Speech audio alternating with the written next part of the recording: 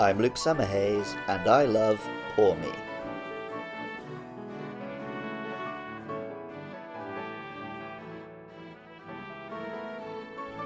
I tried to go into Pokemon games with minimal spoilers. I want the story, the world, and most importantly the monsters, to surprise me as I play. I watched the initial reveal trailer for Pokemon Scarlet and Violet, and then I watched one more trailer. After that, I decided it was time to go on a Pokemon blackout, unsubscribing from podcasts and YouTube channels, and avoiding social media. Just before I left though, on that last trailer I watched, I saw a few new Pokemon, including Pawmi. I wasn't too bothered by this surprise. Of course there would be a new electric rodent. I doubted it would be competitive like Pachirisu, or represent a cool character like Morpeko did for Marnie. It would just be a cute little guy to go on the merchandise.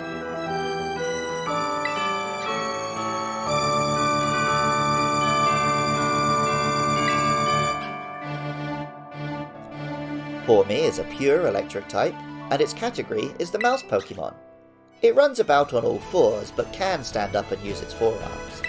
Pokemon Violet tells us, the pads of its paws are electricity discharging organs. Pawmi fires electricity from its forepaws while standing unsteadily on its hind legs. If there were any doubt that the yellow patches on its cheeks tied it into the same family as Pikachu, etc., the Pokédex once again references the storing of electricity in cheek pouches. Scarlet tells us, it has underdeveloped electric sacs on its cheeks. These sacs can produce electricity only if Pawmi rubs them furiously with the pads on its forepaws. The name combines paw with the mi at the end of Nezumu, the Japanese name for a mouse. Oddly though, this isn't the Japanese name. In the Japanese name, the Pokemon is Pawmo, taking the patchy onomatopoeia of electricity and combining it maybe with dynamo? And one might be forgiven for thinking the story ends there. For me, I caught a Pawmi early in my playthrough of Scarlet and Violet simply because I was catching everything. I was pretty surprised when it then started to absolutely tear through the local wild Pokemon. Was this actually a powerful little mouse? Then, at level 18, something amazing happened. For the first time since Pikachu itself, the new electric rodent actually evolved. Pawmi became Pawmo. Pawmo is a little bigger and more thinly proportioned than Pawmi, but not by much. It mainly differentiates itself by standing on its hind legs all the time. In the wilds of Paldea, a single Pawmo often stands head and shoulders above a group of Pawmi. Pokemon Scarlet tells us, when its group is attacked, Pawmo is the first to leap into battle, defeating enemies with a fighting technique that utilizes electric shocks. The name Pawmo uses the mo suffix which the previous evolution had in Japanese, again perhaps pertaining to a dynamo, and the Japanese name is now Pawmot, referring to a marmot, an animal which it does resemble more than a mouse. The other big difference between Pawmo and its younger siblings is the addition of a secondary fighting type. Pokemon Violet tells us, Pawmo uses a unique fighting technique in which it uses its forepaws to strike foes and zap them with electricity from its paw pads simultaneously. Electric and fighting is a pretty unique type combination, and Pawmo makes good use of it, striking hard and fast. It stayed on my team until pretty late in the game, well into the level 50s. I might have kept it around even longer if I had figured out that there was another evolution to go. New electric rodents often show off a game's new gimmick.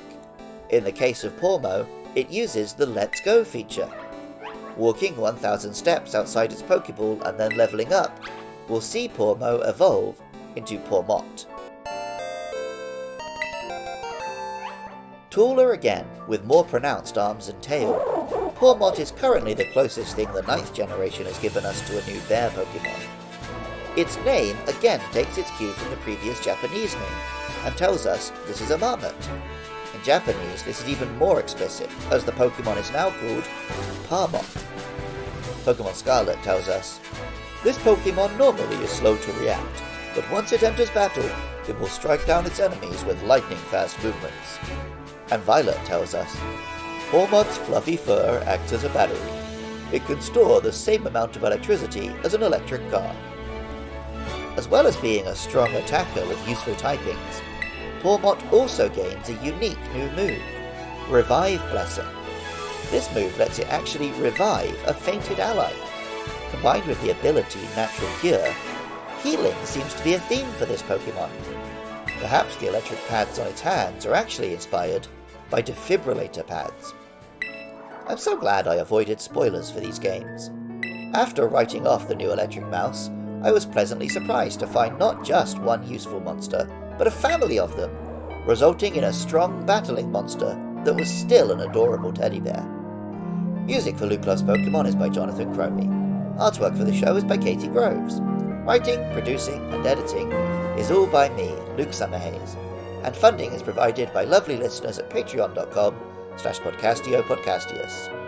I love it when you guys get in touch. Hit me up on Twitter or Facebook at LukeLovesPKMN and let me know your thoughts about our next monsters, Tandemaus and Fido, or share your love for any Pokemon.